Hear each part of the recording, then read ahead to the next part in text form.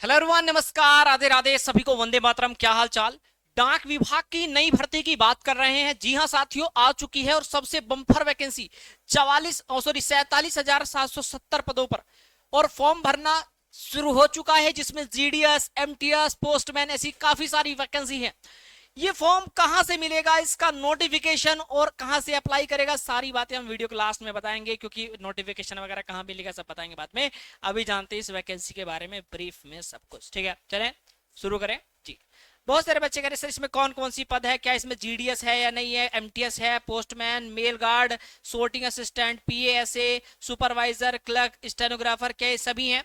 सब कुछ अभी सुनिश्चित कर देंगे। वीडियो इंतजार करिए, छोटी सी वीडियो है मेरे भाई। सबसे बड़ी बात, भारतीय डाक विभाग भर्ती की बात करें, इसके अंदर काफी सारे पद दिए गए हैं। ठीक है, जिसके अंदर एमटीएस, पोस्टमैन, मेल गार्ड ऐसी काफी सारी वैकेंसी है। मतलब 58,000 प्लस के अकॉर्डिंग, यानी गैजेट के अनुसार है, जिसमें परीक्षा तिथि जो है 12 जुलाई सुनिश्चित कर दी गई है। तो अब इस वीडियो के बारे में जानते हैं आगे डिटेल में। ठीक है जी हाँ साथियों, भारत का राजपत्र, जी हाँ, गैजेट ऑफ इंडिया, 58,000 प्लस पदों का विवरण आ चुका है। ये एक राजपत्रित पोस्ट है और यहाँ पर मेरे भाई जिसमें संचार मंत्रालय, जी हाँ, डाक विभाग द्वारा जारी आधिकारिक अधिसूचना, यह भर्ती 2 माध्यमों से होगी। ठीक है, अब वो 2 माध्यम कौन कौन से होने वाले हैं। पहला, डायरेक्ट रिक्रूटमेंट के द्वारा कुछ वैकेंसी जैसे एसएससी के माध्यम से जो फ्रेशर्स के लिए, और दूसरी होती है प्रमोशन बेस्ड। प्रमोशन बेस्ड मतलब वर्तमान में जो जीडीएस कर्मचारी काम कर रहे हैं उनके आधार पर आपकी उनको प्रमोशन दिया जाएगा, उस आधार पर यहाँ पर वैकेंसीज को पूरा किया जाएगा। जिसमें पोस्टमैन की जो वैकेंसी दी गई है वो 45,899 पद दिए गए हैं, और मेल गार्ड की जो बात करें 1817 पद रिक्त हैं। और 2018 के अनुसार, क्या इतनी बात समझ में आ रही, 1870 जो वैकेंसी रिक्तियां जो 2018 के अनुसार मेल गार्ड में है। ठीक है भैया, अब वेतनमान की बात करें तो वेतनमान यहाँ पर पे स्केल 21,700 बेसिक पे होता है, और इसके हिसाब से सैलरी 70,000 के समथिंग बन जाती है, पोस्टमैन, मेल गार्ड और इन सब के लिए। तो मतलब इतनी तक सैलरी जाती है, इससे हाईएस्ट नहीं जाएगी।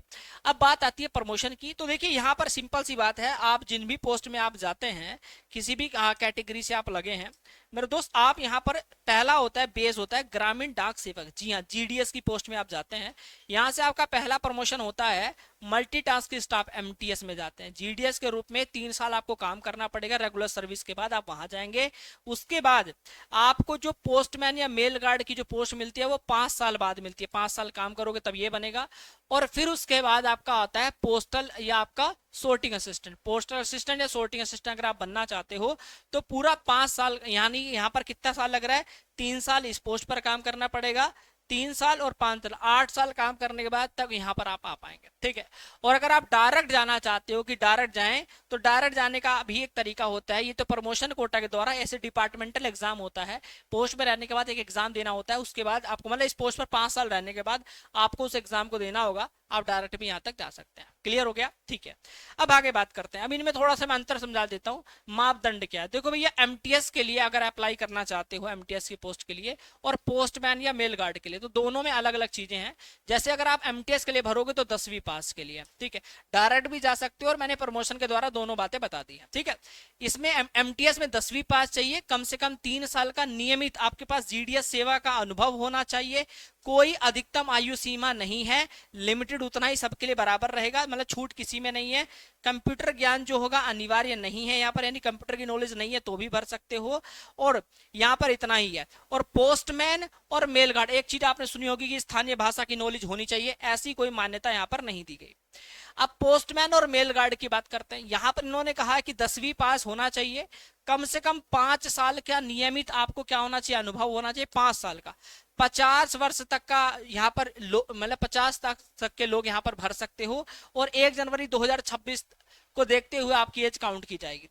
बेसिक ज्ञान होना चाहिए, इन्होंने कहा कि कंप्यूटर का क्या ज्ञान होना चाहिए, जी हाँ, बेसिक ज्ञान अनिवार्य है, जैसे एमएस एक्सेल, एमएस वर्ड, ठीक है, पावर पॉइंट, ये सब वगैरह। ठीक है भैया, जी सर, ब्राउजर वगैरह चलाने आने चाहिए। दूसरा, स्थानीय भाषा आनी चाहिए, नहीं, जी हाँ, संबंधित पोस्टल सर्कल की स्थानीय भाषा का ज्ञान आपको होना चाहिए। इतना क्लियर है, ठीक है। अब यहाँ पर ड्राइविंग लाइसेंस का नियम भी समझा देता हूं, भ्रांति और तथ्य की बात करता हूं। आवेदन का समय, देखो भैया लाइसेंस होना अनिवार्य नहीं है, आप बिना लाइसेंस के भी फॉर्म भर सकते हैं, ठीक है, इतना ध्यान रखिएगा। और नियुक्ति की बात करें, आपका चयन हो जाता है, ठीक है, यानी कि बिना आप लाइसेंस के भी यहाँ पर कर सकते हैं। 5 वर्ष की अवधि, जी हाँ साथियों, नियुक्ति के 5 वर्ष के भीतर जो जो आपका व्हीकल होता है या लाइसेंस जो होता है लाइट मोटर व्हीकल LMV होता है, जिसको लाइसेंस प्राप्त करना अनिवार्य है, मतलब 5 साल के भीतर आप कर सकते हो, ध्यान रखिएगा।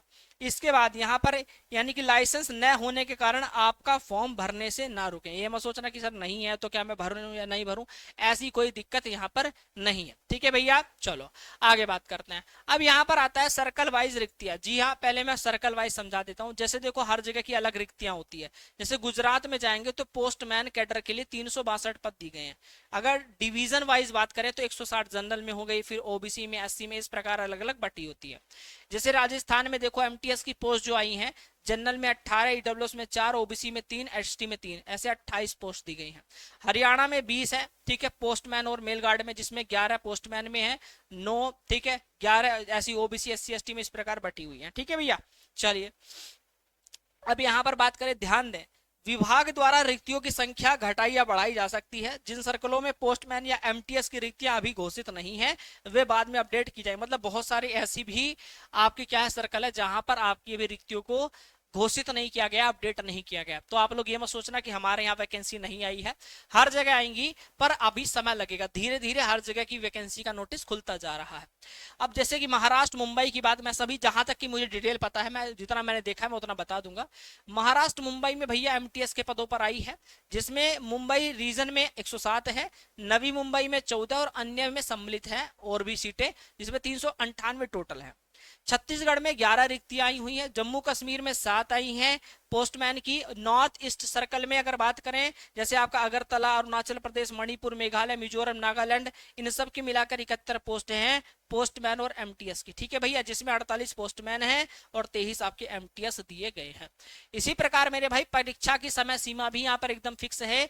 1 जून को यहाँ पर इन्होंने नोटिफिकेशन रिलीज किया था और यहाँ पर इन्होंने साफ साफ कहा है कि आवेदन की अंतिम तिथि, और 1 जून से फॉर्म भरना भी शुरू हो चुके हैं, ठीक है। 22 जून जो है आवेदन की अंतिम तिथि इन्होंने दी है, मतलब डेडलाइन आ चुकी है। 22 जून को आपका फॉर्म भरना बंद हो जाएगा। आपका फॉर्म डिविजनल ऑफिस, ठीक है, यानी कि डिविजनल जो ऑफिस है या आपका कंट्रोलिंग यूनिट में जमा करें, ध्यान रखिएगा, ठीक है भैया। साथ ही साथ एडमिट कार्ड जो आपके आ जाएंगे वो 6 जुलाई को आएंगे और 12 जुलाई को आपकी परीक्षा है, ठीक है, 12 जुलाई को आपकी परीक्षा है, इस बात का ध्यान रखिएगा। अब मेरे भाई बात है कि आपका अगला कदम क्या होना चाहिए। सबसे पहले भैया अपनी पात्रता जांचें कि अपनी GDS सेवा अवधि 3 से 5 साल की अगर आपने की है, जो मैंने आपको बताया, जिसमें आपको मांगा गया अनुभव तो अच्छी बात है, जिसमें नहीं मांगा है वो भी अपनी जांच लें, जो भी चीजें मांगी गई है। आयु सीमा की एक बार पुष्टि कर लेना।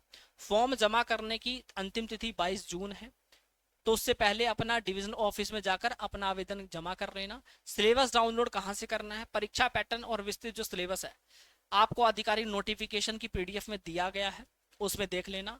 कहाँ मिलेगा, मेरे टेलीग्राम चैनल पर चले जाना, वहीं पर उपलब्ध हो जाएगा, ठीक है, डाउनलोड वहीं से कर लेना।